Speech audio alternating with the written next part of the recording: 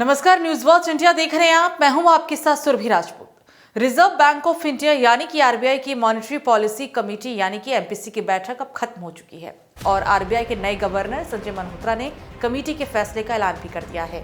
3 दिन तक चली इस मीटिंग में उम्मीद के मुताबिक रेपो रेट में कटौती का ऐलान किया गया। 2020 में कोविड-19 के बाद अब जाकर आरबीआई रेपो रेट में 25 बीपीएस की कटौती कर चुका है और इसके साथ ही आरबीआई की नीतिगत दर रेपो को 0.25% घटाकर 6.25% किया गया है। चलिए अब आपको बताते हैं कि रेपो रेट क्या होता है। रेपो वो ब्याज दर है जिस पर वाणिज्यिक बैंक अपनी तात्कालिक जरूरतों को पूरा करने के लिए केंद्रीय बैंक से कर्ज लेते हैं।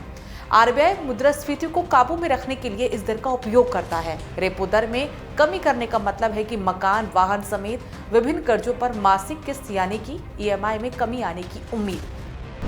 एसबीआई ने कर दिया लोन की ब्याज दरें घटाने का ऐलान। पॉलिसी रेट पर आरबीआई एमपीसी के फैसले की घोषणा के तुरंत बाद एसबीआई के एमडी अश्विनी कुमार तिवारी ने भी होम लोन और कार लोन पर ब्याज दर घटाने का ऐलान कर दिया है। कर्जों पर घटेगी ईएमआई। रेपो रेट में कमी का मतलब होता है कि मकान, गाड़ी समेत विभिन्न कर्जों पर ईएमआई में कमी आएगी। रेपो रेट वो दर है जिस पर कमर्शियल बैंक अपनी तत्कालिक जरूरतों को पूरा करने के लिए केंद्रीय बैंक से कर्ज लेते हैं। आरबीआई महंगाई को काबू में रखने के लिए भी इस दर का इस्तेमाल करता है। केंद्रीय बैंक के पास बिना जरूरत का पैसा न रखे बैंक।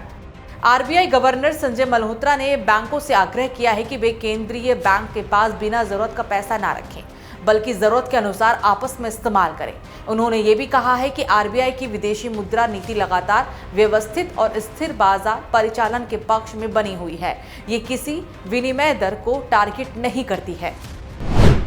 भारतीय अर्थव्यवस्था मजबूत पर वैश्विक चुनौतियों से अछूती नहीं।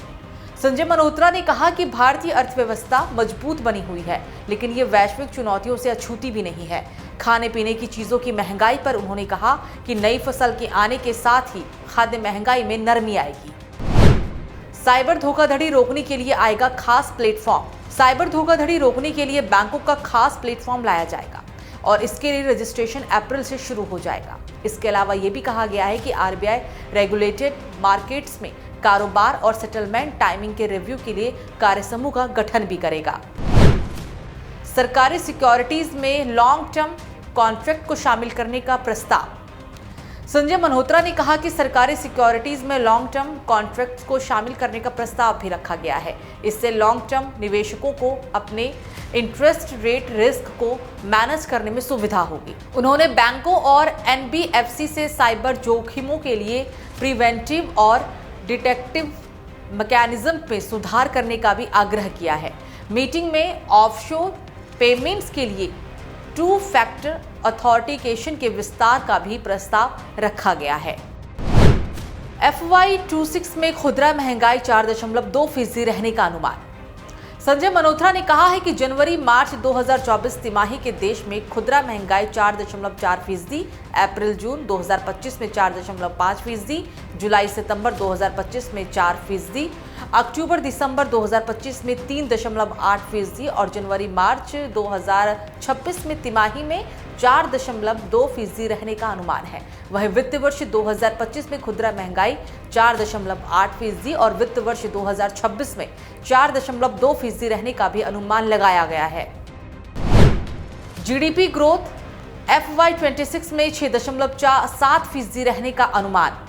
भारतीय रिजर्व बैंक ने वित्त वर्ष 2026 के लिए देश के विकास दर 6.7% रखने की उम्मीद जताई है। वित्त वर्ष 2026 के लिए रियल जीडीपी ग्रोथ 6.75, अप्रैल-जून 2025 तिमाही 6.7%, जुलाई-सितंबर 2025 तिमाही में 7% रहने का अनुमान है। तो वहीं अक्टूबर-दिसंबर 2025 और जनवरी-मार्च 2026 तिमाही में इसके लिए 6.5 से लेकर 6.5% रहने का अनुमान जताया गया है। आपको बता दें कि मई 2020 में कोविड-19 महामारी के समय रेपो पर 0.40% घटाकर 4% किया गया था। फिर रूस यूक्रेन युद्ध के जोखिमों से निपटने के लिए आरबीआई ने मई 2022 में दरों में बढ़ोतरी करनी शुरू की थी और ये सिलसिला फरवरी 2023 में जाकर रुका था। फिलहाल इस खास पेशकश में मेरे साथ इतना ही। आप देखते रहिए न्यूज वॉच इंडिया। नमस्कार।